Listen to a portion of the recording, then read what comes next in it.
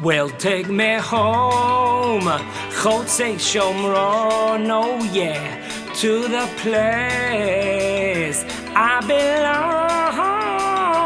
Elon Moreh, Mount Gerizim, I wanna go home, Chotzei Shomron. Abraham, the first Jew, came into the land, straight into the Shomron, treading through the sand. In his dream, God told him, you see, they will be great, but only in the Holy Land your destiny does await. Say, take me home, Chotzei Shomron, to the place we belong, not LA, nor San Jose, Elon Moreh, baby, take me home. Greetings one and all, Super Wednesdays, Holy Apple, Holy Land, Holy Hilltop, 10th day of the month of Shvat. You got it right, 5 days before the holiday of Tu B'Shvat, holiday of the trees. And today our class will be titled Anti-Semitism 2020 101. A short 2-3 minute summary of last week's class. Discussed last week in our Goshen syndrome. We are told by many commentators that as long as the Jews were on their own, by themselves, they were okay, they were respected. The downfall of the Jewish people happened, for example, in Egypt, when the Jewish people moved out of their areas and they moved into the Egyptian neighborhoods. That was the beginning of the end for the Jewish people in Egypt and into slavery. We brought down 8 or 9 communities today in New York that Jews are leaving their communities in their cities that they've been there for many years, and they're moving out into various suburban neighborhoods. We mentioned how a NBC reporter tweeted that a lot of the rise and spike of anti-Semitism is due to the tension in these neighborhoods where Jews are moving in, and of course he was, by the politically correct, he was attacked for accusing the Jewish people for causing anti-Semitism. The truth of the matter is that he really hit the nail on the head here in his point, that though it is understandable that the Jews are the Jewish religious population is growing and they have to find new ways to new places to move into, it's also understandable that the residents of these communities who have lived there for 10, 20, 30, 40, 50, 70 years or so, they're not too thrilled. It's not just that they're not thrilled with a different type of dress code in their neighborhood. It goes a lot deeper and further than that. Once you move into various neighborhoods, we're talking now about funding. Who's going to get the funding? We're talking about political clout, power. Who's going to be voted in? Who's going to hold the power in that community? And we're talking also, there's only a limited amount of space and eligibility to move out and expand these neighborhoods. Who's going to get that allotment? Is it going to go to the Jewish population, or is it going to the original community there? So it's not just, I don't like the way you dress. It's a lot deeper than that. It's things that, a lot of issues that go deep down to the nerves, the inner nerves of the original community. It's a no-win situation. On one hand, what are the Jews going to do if they want to hang around the New York area? What are they going to do? So they move out. On the other hand, it's understandable the communities that are already there, they're not exactly thrilled with the influx of the Jews coming there. So it's a lose-lose situation for the Jewish people there. Second point last week was we tossed up a question, is there a contradiction between the law of nature, one might say that the nations hate the Jewish people, Esau hates Jacob, as we are told in the Torah. On the other hand, we see that we listed about 7 or 8 different issues that from our sources that commentators point out that these were elements that caused the situation where the Jewish people were attacked or expelled from their communities throughout the last 2,000 years. We're talking about wealth. We're talking about jewelry in your face, fancy homes. Talking about fancy dress. These are all food, becoming obsessed with food, ways of traveling, chariots, cars, fancy cars. This is all bringing upon ourselves jealousy and hatred and expulsion for the last 2,000 years. So it seems like it's a contradiction of terms. Either, on one hand, it seems like no matter what we do, there's going to be anti-Semitism. On the other hand, we see that what the Jewish people have created with their own hands, the image and what we put out in the public thoroughfare for the Gentiles to see, this is creating a jealousy and hatred situation. We said no, there's no contradiction whatsoever. There's a law of nature that the nations of the world dislike the Jewish people.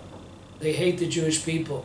That will always exist. Even though the nations might have a smile on their face and give you hugs and kisses, inside there's this cord that never stops. But as long as the Jewish people are okay, we're doing what God wants, that anti-Semitism will stay calm, cool, and collective underneath the surface. It will not explode into our faces.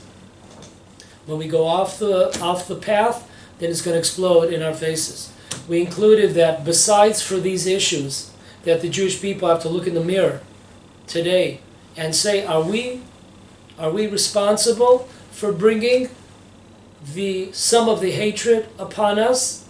Are we responsible by our actions,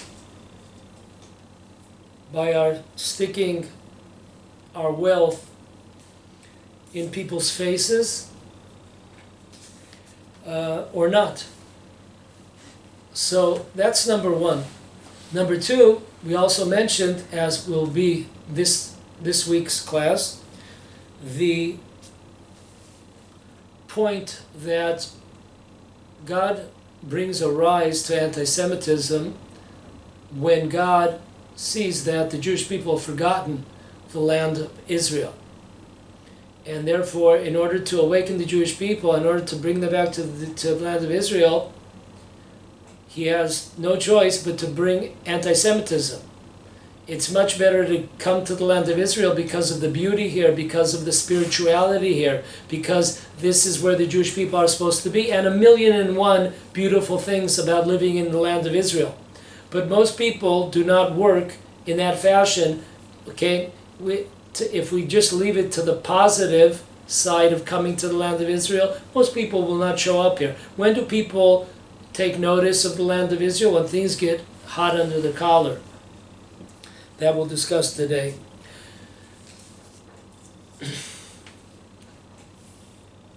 Okay. Last week, one of the listeners to the class posed the following question to me. Said, Yehuda, it seems like the Jews in Egypt that were living in Goshen when Joseph passed away, they had a desire to assimilate into the culture of the Egyptian people. On the other hand, not similar whatsoever, are a lot of these religious Jews today in the New York area, or different areas in the United States. They are actually trying to run away from the assimilation, so to speak, of the city, plus the sex, drugs, rock and roll. So it seems like it's not a comparison. That was the question. I thought that was a very good question. Now, we have to understand, there's always different types of communities and people. Not everybody has the same suit. Not one size fits all. It doesn't work like that. There were various camps. There was a camp in Egypt that when Joseph passed away, this was their opportunity to leave the ghetto of Goshen, where the Jews had lived, and to come closer to the Egyptian population and their culture. There was definitely a camp like that. However, the verses tell us in black and white, straight out, that the situation was that the Jewish people were multiplying. Each birth was 6 children in one shot. The Jewish people were multiplying. They were becoming a tremendous power. And therefore, there was many Jews that were not interested really in leaving Goshen, but there was no choice because the Jewish people were multiplying and they had to find housing solutions, and there were no housing solutions where they were. So they had to move out. So the 2 camps existed.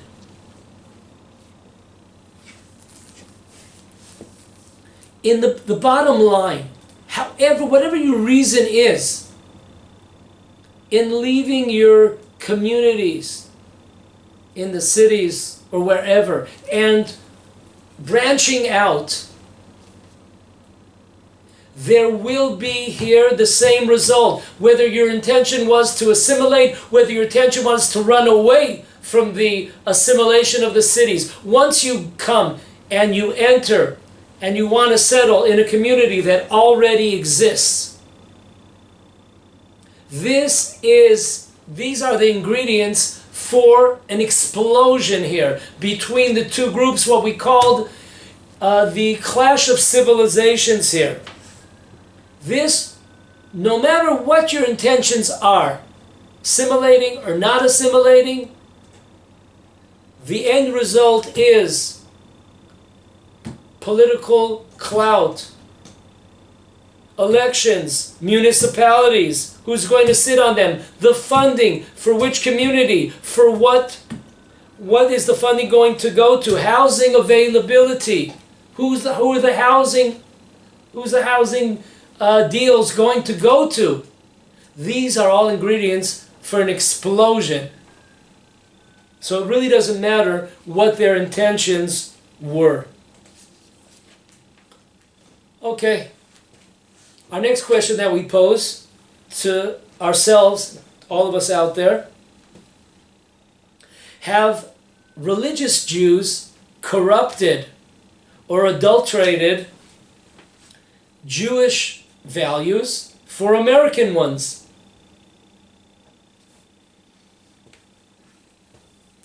This is a very heavy question, a very important question. Why? Because when you're looking on the outside, just on the exterior, it doesn't look like that. Because when you look at the Jewish communities, they have their hats, and they have their side curls, and they have the beards, and they have the long dresses, and they have the wigs, and their names. They continue to go by their names of Zlata or Yankale or Shmilik or Fleisch, whatever these names are, they continue with those names.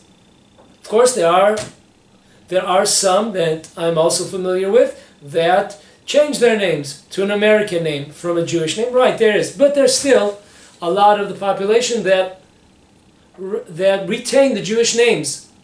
The language that they speak, most of them continue to speak Yiddish. So this is very interesting. It seems like to the naked eye, to the exterior, when we're looking from the outside, what are you talking about? These religious Jews outside the land of Israel, they are par excellence the epitome of Jewish values and perspective. But folks, you might have heard this many times, but you never clicked in to the ramifications of this. An amazing idea. We are told in many places by our sages that we'll give one source, there's many. In Shir HaShirim Rabbah, chapter 4, paragraph 24. It says there that there were four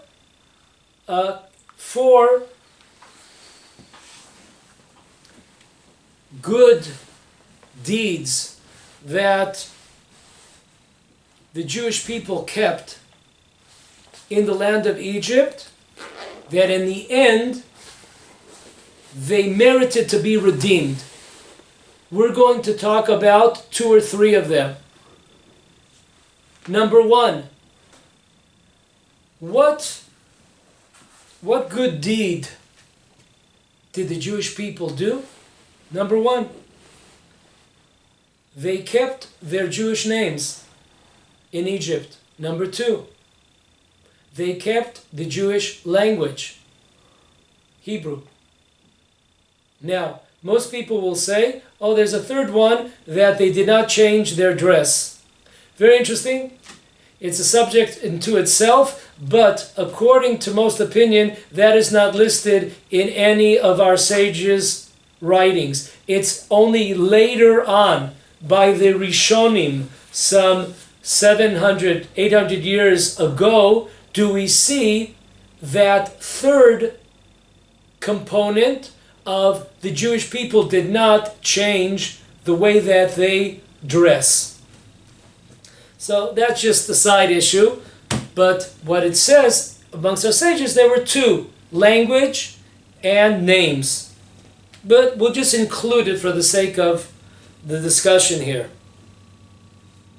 Now, we see clearly our sages are telling us that externally, the Jewish people in Egypt, they remained with their Jewish names, language, and dress.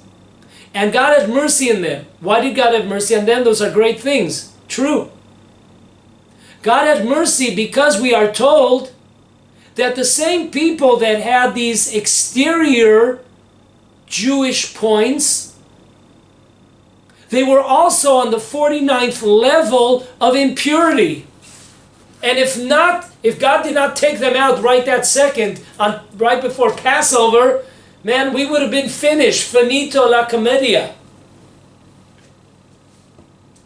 So folks, how often have we heard that? But we don't put the two together. On one hand, the Jewish people, they had these good traits of keeping certain Jewish minhagim, Jewish practices. But on the other hand, inside their soul, internally, they were assimilated. Their concepts were corrupted. And they were on the 49th level. But you look at them and they seem like they're the most religious people in the world. Once again, whenever we speak, we're not speaking about everyone, of course, because no one can make a statement about everyone. We could say certain groups, certain people, certain percentage. That's enough for us. So we don't have to go over it every time. We're not talking about every single person. Are there true blues out there? Of course there are true blues out there. Goes without saying. Talking about more the general population, looking at more generally. Okay, now, this is an amazing thing, because we are told in Deuteronomy 4:34, we are told there that when God took the Jews out of Egypt, he took a nation out of a nation. It's an amazing statement. The Jewish people were in the insides. It's in Hebrew we say goy mikerev goy. God took the Jewish people from the insides of the Egyptians, so to speak, from the kishkes, from the intestines of the Egyptians. What does that mean? On the inside, we had become Egyptians, Jewish Egyptians. That's an amazing statement. So, true, we had a few good traits, but we sunk down to the 49th level. And the Torah, in a straight-out verse in Deuteronomy, tells us that when the Jewish people were taken out, as if God brought us from the insides of the Egyptians. That's where we were holding. On an internal level, that's where we were holding. Our perspectives were the perspectives of Egyptians.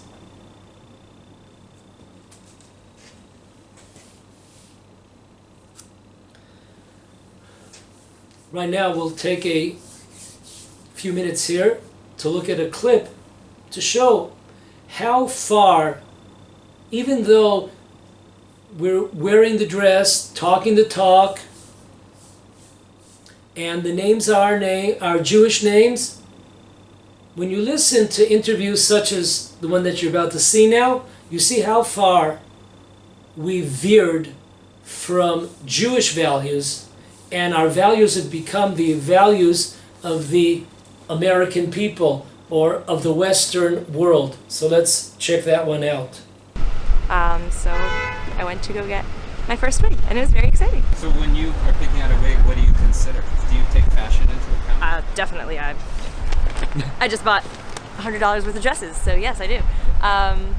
What did I take into account? I wanted it to look flat on my head. I didn't want it to pop out. I didn't want it to look too much like a wig.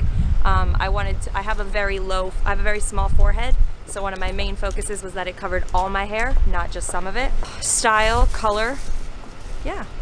So it's all made from European hair, very fine, beautiful hair. Some of it's virgin European hair, so that means there's no chemical in it. And some of it is processed European hair, so that means there's a little bit of chemical in it. So they're all beautiful textures. Everything washes and dries the way you see it. Let's say a piece like this. Just wash it, hang it up. The curls are amazing on this wall. So can you tell us a little bit about the reasons behind why women pick and why women in the Hasidic community pick the different kinds of wigs that they pick? Right. So in this community, you'll see a lot of women are very, conscious of style. We really believe beauty and modesty is not a contradiction. So a lot of the women follow the trends, and they like to kind of keep up with that. And you'll see that translate into the wigs. I'll show you some pieces that are very colorful, very trendy. So it's not everything. That's like a balayage. Yeah, so things are not just like one solid, simple color. Mm-hmm. It's not supposed to be dowdy. Like, it can be really beautiful and really elegant. Usually in the summer, people get a shorter wig. It's a little bit more comfortable. Mm-hmm. For weddings or occasions, you get something longer and glamorous. Those girls, they'll come in and they wear a wig, but the wigs are beautiful. And if we sew the front properly and cut it properly, it looks like their hair would look. So I think wigs they're a great option. People really feel beautiful in them. It's not taking away from women's beauty. We cover our hair because that's what we keep, but it's not taking away. It's not degrading. It doesn't take away from women's beauty. No. So our question: Have the religious Jews corrupted, watered down, adulterated Jewish values For American ones, for Western ones, the answer is a definite yes. And this is very important because we know, we've said in previous classes, when the Jews become assimilated, you don't become necessarily assimilated. We're used to the word assimilating, where a person is totally off the path and he goes and he marries into the nations of the world, or he's full-fledged with them, lives with them, speaks like them. No.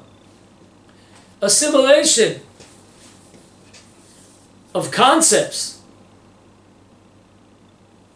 value system, today, not just today, for a while now, has become corrupted and impure. And therefore this brings, as we are told by our commentators, this type of watering down, and our culture becomes a culture of the nations. Our outlook, our speech, the way we view life becomes like the nations of the world. This brings anti-Semitism. When Jews are Jews, inside and outside, the nations respect us. When the Jews become the nations, that's when the genie comes out of the bottle, baby, and we're here with all our hatred. So look around. Let's look in the mirror, all of us. Let's look in the mirror. Let's look at our lifestyles in America, in Europe. Let's look at our culture, at our perspectives. You look at religious, so-called religious newspapers, magazines. Look at the advertisements. Look what has become of a time that a Jew takes vacation. Look at what type of vacations we are being offered. What type of vacations are interesting the religious communities. OMG, oh my God.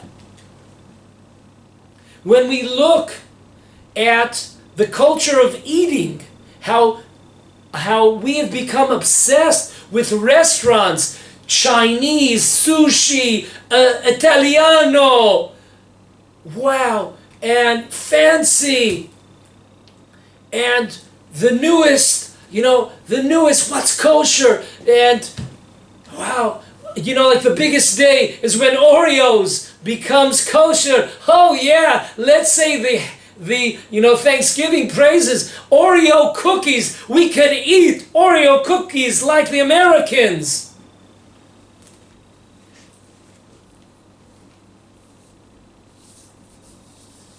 Food culture, it's called.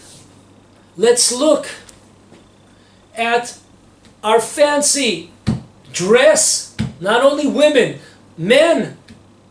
Let's look at the jewelry in people's faces. Look at our fancy homes, our fancy cars, furniture. Look at our wigs. Look at our beautiful wigs. Look how much they cost. And how they make us more beautiful than our original hair. The whole idea was to make us modest. And now we are 1,000,000 times more beautiful than we ever were. Oh yeah, thank you. We have adopted the values of the nations.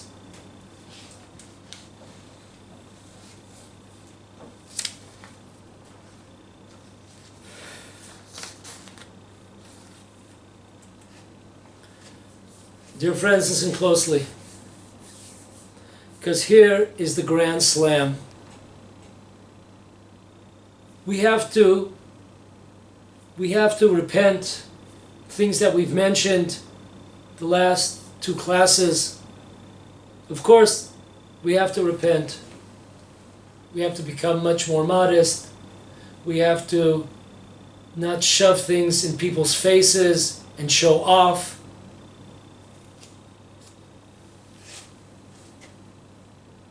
But now, this important point, and this is our generation.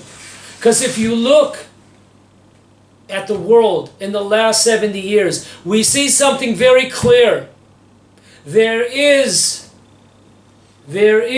a two-way street going on in the Jewish world. There is one street that leads to the land of Israel, and the other street is leading to the emptying out of the Jewish communities all over the world. So we have a two-way street. People coming to the land of Israel. Thank God, 7 million Jews here, 71 years later. We came here, there were 600,000 Jews 71 years ago. Amazing. From all over the world, they're closing shop. The exiles, where Jews lived for hundreds of years, sometimes even more, they're closing up the Jewish communities of North Africa, Jewish communities, France, England. The direction is so clear, so in our face. The direction the arrows are pointing, the land of Israel. Look at what has happened to the land of Israel in the last 71 years. I advise all of us to acquire the book by Rabbi Shmuel Eliyahu. It's about 300-400 pages, colored pictures, beautifully done. It's called Prophecies That Have Come True in the last 71 years. Are we blind? We can't see that this is not a regular time in or period of history. The signs are clear that God is putting an end to the exile. And He is bringing us for a new leaf, a new start here in the land of Israel. And how tragic it is, and how low it is that religious people could badmouth Israel. Believe me, folks, I know a lot more stuff to badmouth Israel than they would ever dream of. I know. However, the chutzpah to badmouth Israel, when imagine if these communities would come to the land of Israel, if these communities would come to the land of Israel, we would be able to hold the power of government in our hands. Look at this anti-Jewish anti-Semite. His name begins with an L. I don't like saying his name in a holy place. That lowlife from the Russian party. Look how he's able to cause a situation where we're having now a third election, because he holds the balance of power in his hands. So don't badmouth Israel. When you're sitting there, don't badmouth Israel. Because it could have been so different. It can be different. It could have been different in the past if the Jewish people, if the religious community would have participated in the return to the land of Israel, and it still could be different if we would give up the flesh pots of the exile and come home to the land of Israel. So don't badmouth.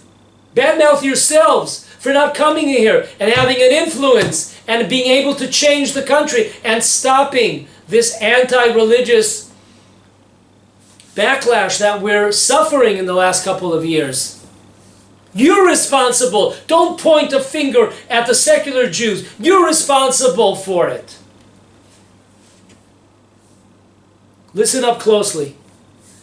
Most important part of the class. No matter what language you speak, baby, Yiddish, Echveis, Gut, Yo, whatever language you speak, no matter how many hats you have on your head, no matter how many long coats you're wearing, no matter how long your side curls are, no matter how long your dresses are, how long your wigs are,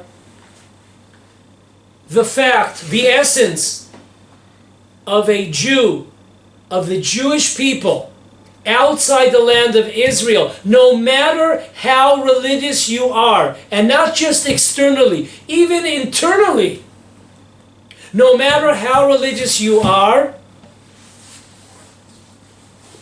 this is a desecration of God's name. Got that correct. It doesn't matter. You could be secular, okay? Makes things a lot worse. True. But even the religious community living outside the land of Israel, this is a desecration of God's name. Whoa, that sounds kind of heavy, you know, like look at these saintly people. Look at these religious people. Look how much sacrifice they have for Torah and Judaism. How could we say that? I would never say such a thing. But let's look at the sources. We have in Ezekiel 36, 19 to 24. I scattered them amongst the nations, and they were dispersed through the countries. According to their ways and their deeds I judged them. And when they came unto the nations, whither they came, they profaned my holy name, in that men said of them, doesn't say that they were not religious. Doesn't matter here. The root of a Jew, the core of a Jew, being outside the land of Israel is a desecration of God's name.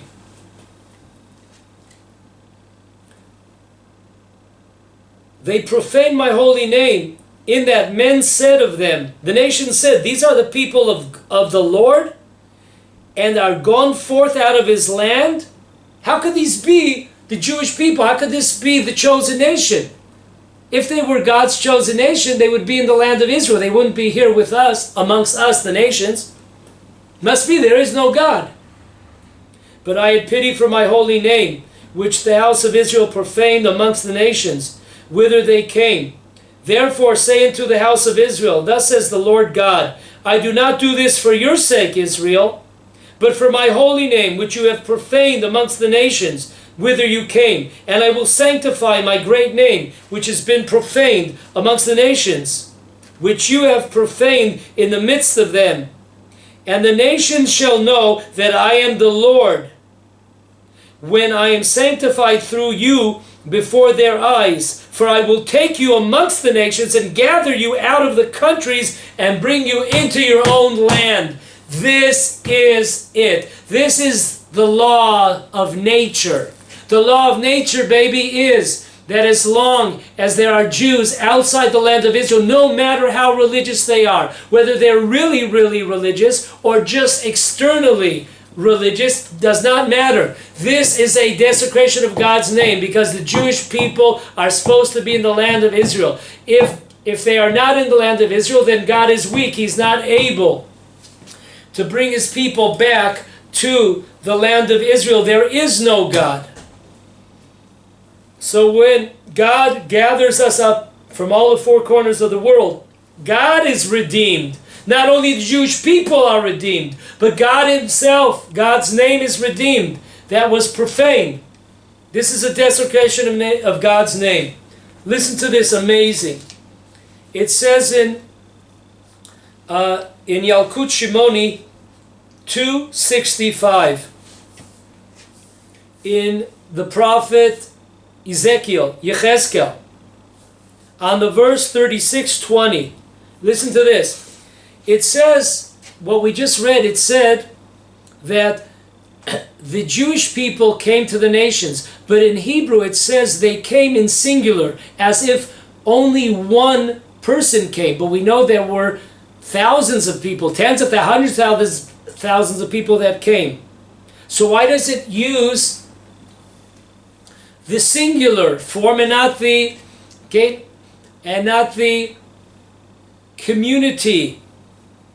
It should have said Vayavo el hagoyim in plural. So this is the question that our sages ask. Why did not the prophet Ezekiel, why did he not use the plural form and he used the singular form. Listen to this, amazing. Our sages tell us here, it is as if God went down to listen to the conversations, to the tweeters, to the Facebooks, to the emails, to the social media of all the nations that the Jews were being dispersed amongst them. And he wanted to hear what the conversation was. So God is, so to speak, listening. That's why it says singular, vayavo, that they came. He came. What's the singular? God came to the nations of the world, that the Jews were scattered amongst them. And he wants to hear, what is the talk? What's the street talk? So he listens. And the street talk is like this. There was a time, the nations say, where God was all-powerful. Those were in the days of Pharaoh. Those were the days of Sancheriv. Those were the days of Sisera, the king. But now, he is powerless. Those were the days, those were the good days. But now, he's powerless. Why? Because we see that the Jewish people have been tossed out of the land of Israel. Amazing! What a desecration of God's name. God goes down to the nations of the world to hear what they're saying as the Jews are being punished. We didn't get there for, for doing good things, for punishment. And God hears the conversation. This is the desecration of God's name. And in our time, when the gates are open in the land of Israel, and anybody could come here, and in the face of all this, we say, no, we'll stay here. I'm not talking about, are there people that have no choice, whatever. Very well, there are people like that. People that are ill, people that are sick, people that have no choice, for sure. Once again, don't try to hide in a certain corner saying that we're generalizing. We're not talking about every single person and every single case.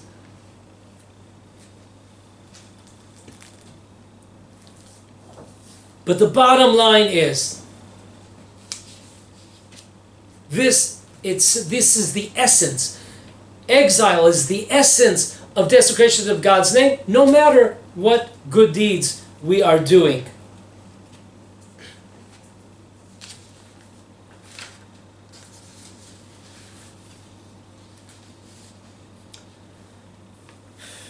An amazing Gra, Rabbi Eliyahu Vilna, lived some 250 years ago. The Gra writes, that's his acronym, Rabbi Eliyahu writes, in the end of his book, the book of modesty, Safra Ditzniuta, he writes an amazing thing. He says, when you look at the prophecy of Ezekiel, Yechezkel, and he talks about how the prophet saw the dry bones, he saw like a cemetery of the Jewish people. What was he talking about? And then the Gra comes up with like a grand slam. He just hits it out of that park. Amazing. Listen to what he says. He says Jewish life in the exile is a cemetery. The Jewish people living in exile is likened to a cemetery. But they look like they're alive. They look like they're alive. But they're not alive.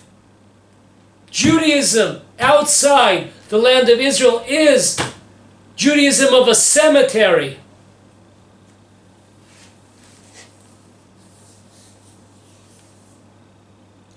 And in the book by Rav Tzvi Yehuda on Deuteronomy, page 149, or Rabbi Aviner in his book, Israel and the Holidays, on page 28. He explains, very interesting, that this is the prophet Ezekiel, when he looked and he sees the Jewish communities outside of Israel, he sees dry bones. That's what we're talking about over here. But I don't understand. People are alive. See, they're moving. They're going to work. They're going to sleep. They're getting married. It's a cemetery. It just looks like they're alive. It's amazing. The Talmud says in Sanhedrin, if I'm not mistaken, page 39, it says that a person that does not own land is not a person. He's not a ben adam. Amazing thing. Think about, for 2,000 years, we didn't have land. And we lost that title of man, of human beings, because we're in the cemetery. In the cemetery, there's skeletons.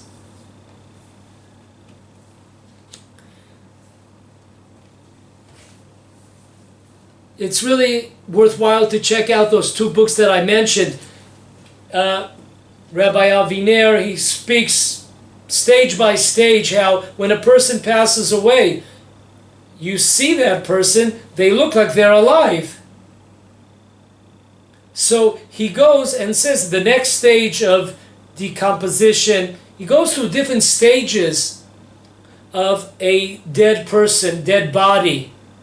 And then he takes it into our history that when we were first exiled in the time of Babylonia, there were still signs of, it looked like we were still living. Just like a dead person, when he first passes away, he or she passes away, they look similar to other people. But there's a process that's happening, a decomposition process, etc. And he brings in throughout Jewish history how as time passed by, we were losing more and more of our spirituality, of our specialness, of our holiness. This is an amazing thing. Because if you think about it, approximately 3 weeks ago or a month ago, all over the world, the Jewish people celebrated the finishing of the Talmud. And in New York, they had approximately 88,000 people in MetLife Stadium. Now that name of the stadium is an amazing take. What does that mean? Met in Hebrew means dead. Life is the exact opposite. Met life is exactly the situation of Jews in the exile as the Gra, Rabbi Eliyahu Vilna, explains that the Jews outside of Israel are likened to people in a cemetery. People that are dead. They're alive. Externally, they're alive. But on the inside, who we really are, that has been destroyed. So we're like I know there's the Grateful Dead. This is the living dead. What a classic expression. We see all these people celebrating the finishing of the Talmud.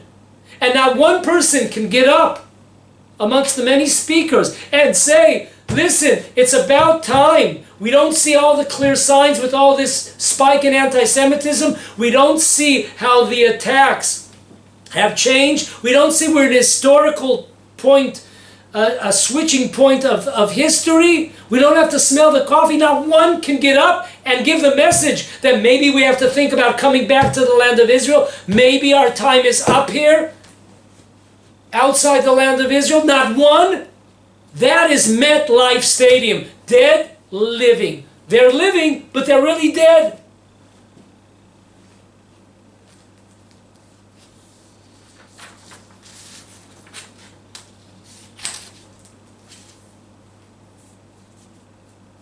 We have forgotten the land of Israel.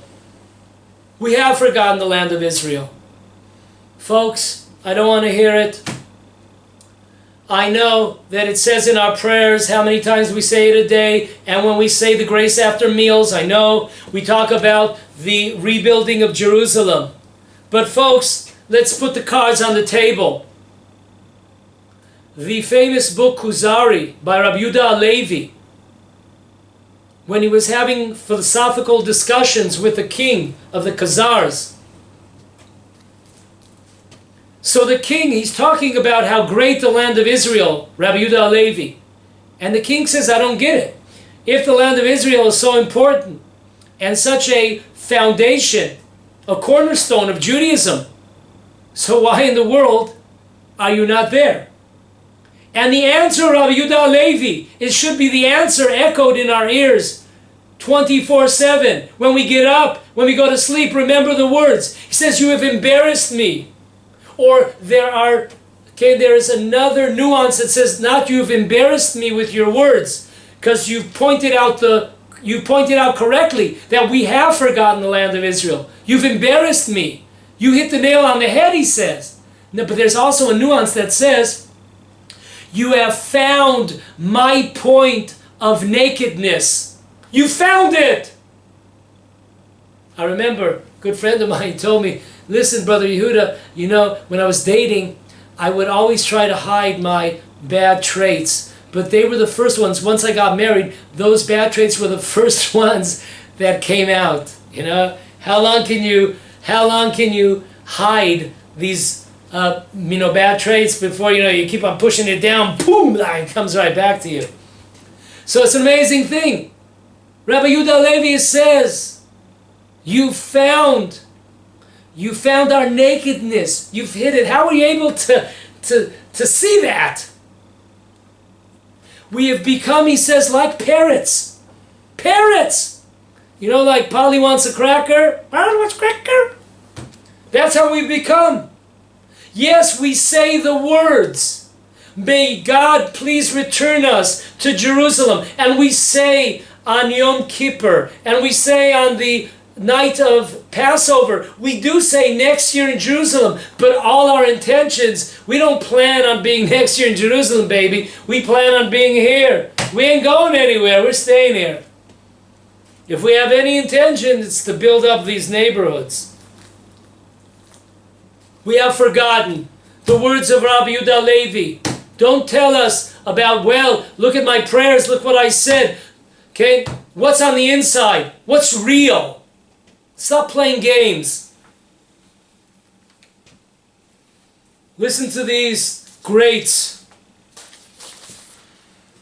Schlocko Dosh, Shnei Luchot HaBrit. On page 515. Amazing thing. Listen to his words and cry. Cry. I want to tell you, the Shla says, Rav Yishayahu Halevi Horovitz, I want to tell you what is a fire in my soul that is always burning. I want to share it with you. You know what fire is burning in my soul? When I see Jewish people outside the land of Israel, when they are building their gigantic fortresses of homes. This has been burning inside of me. I cannot stand to see such a thing. Is there anything greater than showing that we are taking our thoughts and minds off of being redeemed? You buy a house? How can a person buy a house outside the land of Israel? Shows I'm here permanently. Fancy homes, big homes, fortresses. That's what's bothered. That's what blew away the Shlah HaKadosh when he saw Jews outside the land of Israel becoming comfortable and showing that they were really not thinking about the land of Israel. In words, perhaps, but not in deeds. and not in a person's heart where they really hold. And next, the brother of the Maharal, he writes in his book Sefer HaChaim, the Book of the Life, page 112, Rabbi Chaim, son of Bitzalel, writes an amazing thing. I'm going to summarize what he writes. Why has the exile, he asks, the brother of the Maharal, famous philosopher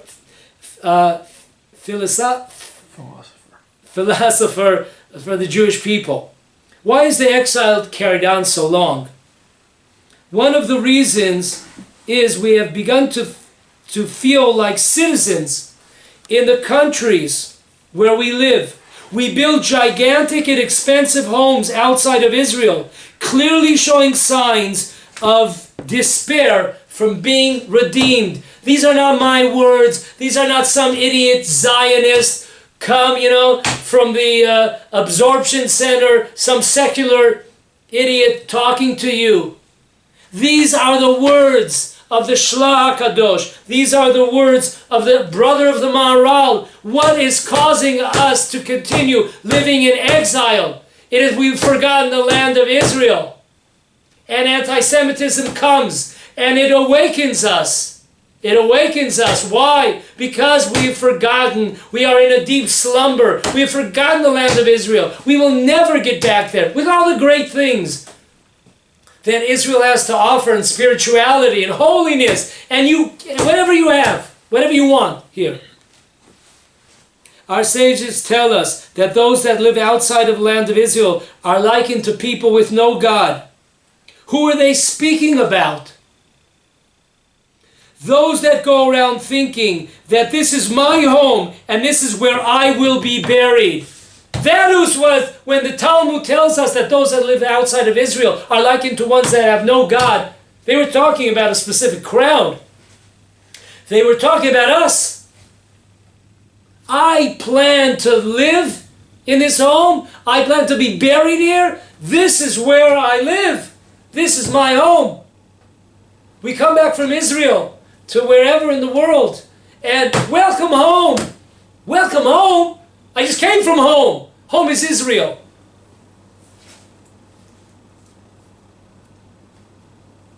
Chatam Sofer, same idea. It's not enough. 1, 2, 3, Shla.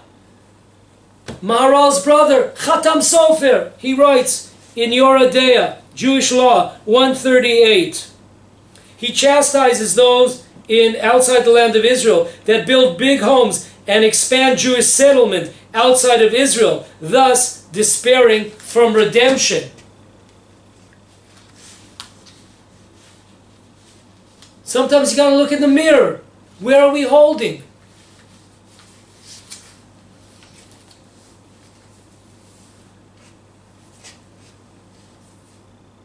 Right now, an amazing video.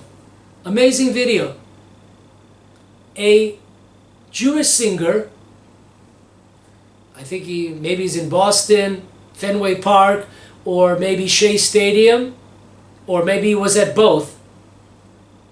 And let's take a look at his singing.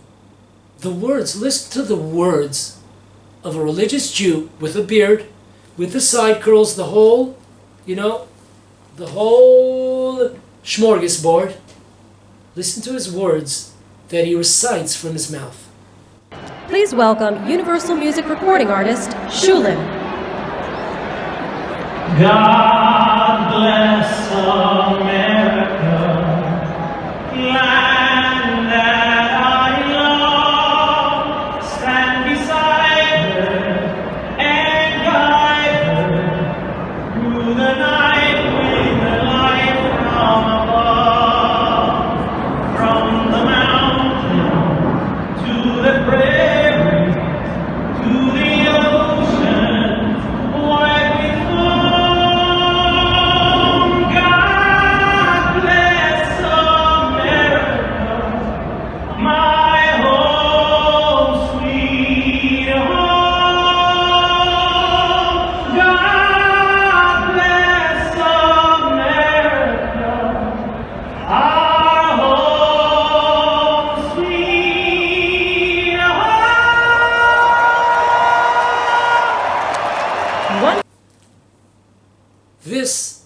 A Jew should be cringing here. Home sweet home? My home sweet home? Our home sweet home?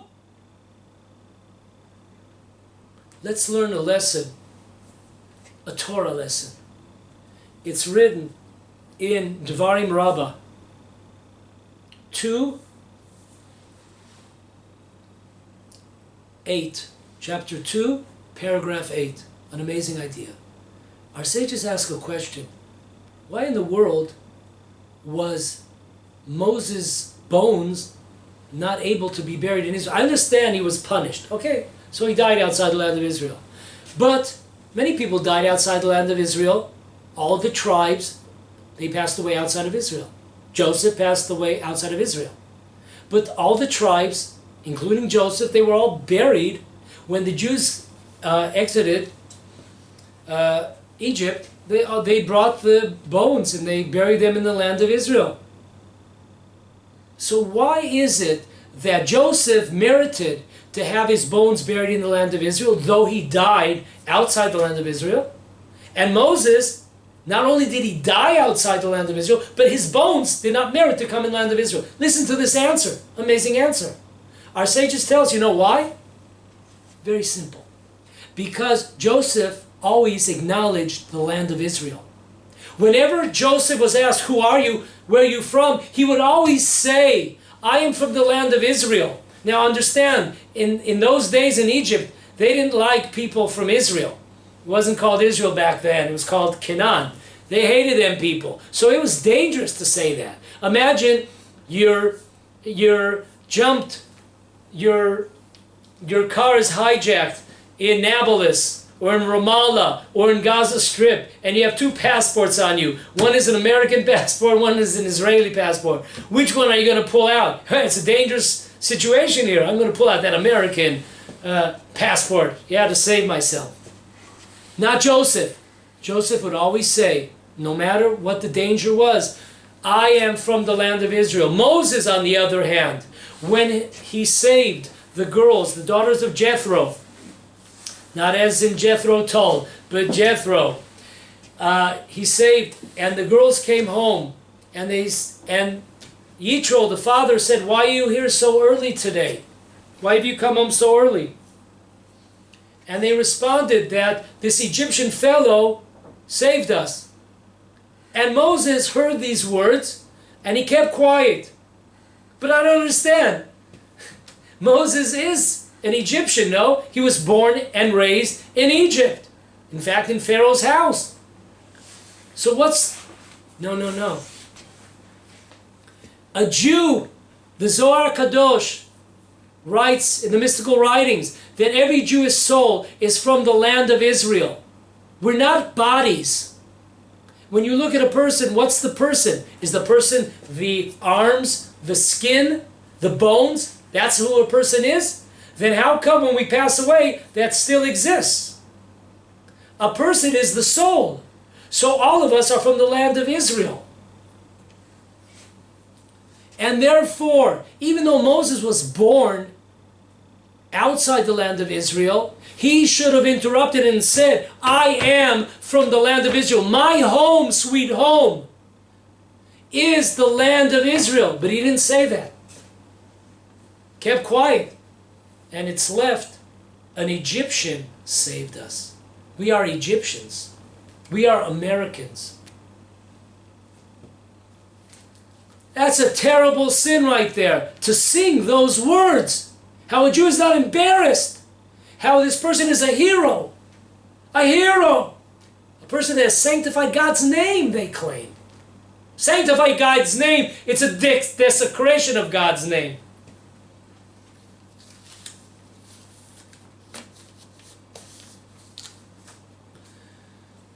Last but definitely not least, we'll leave here on the screen a link.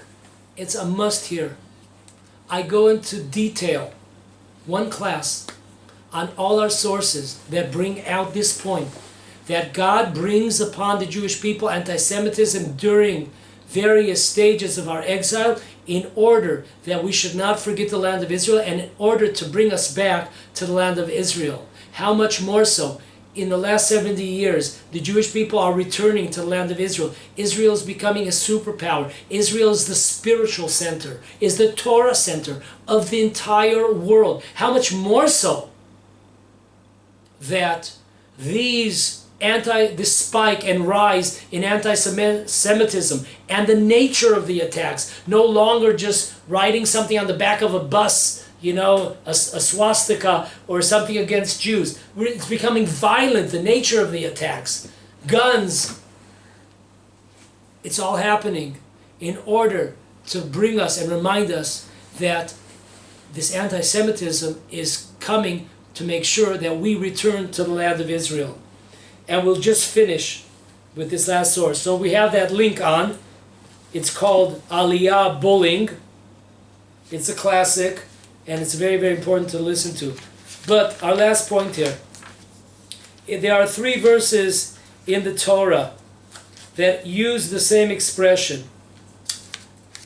The expression is the sole of one's foot.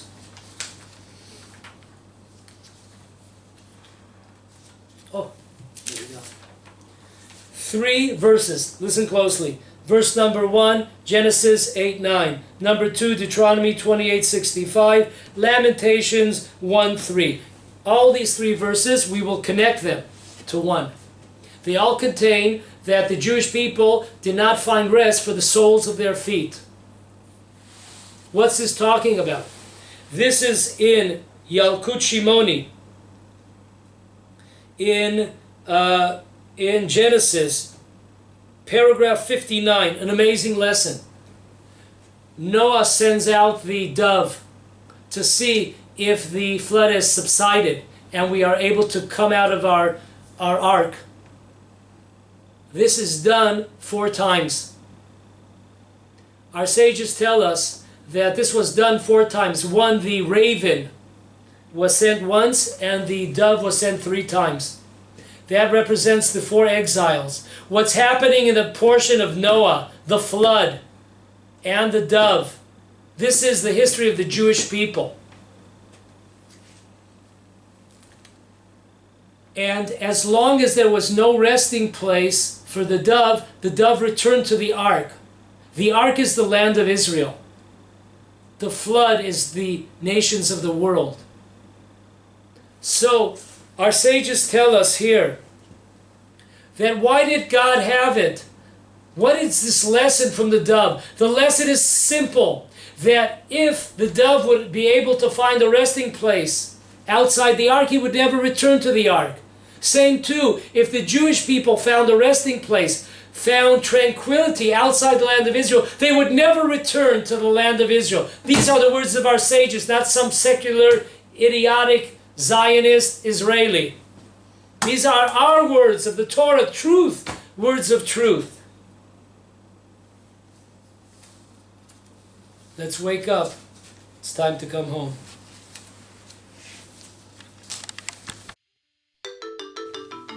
Well, take me home, Chotzei Shomron, oh yeah, to the place I belong.